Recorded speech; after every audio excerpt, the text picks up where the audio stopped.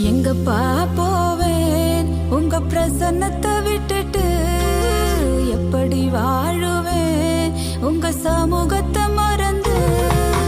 எங்கப்பா போவேன் உங்க பிரசன்னத்தை விட்டுட்டு, எப்படி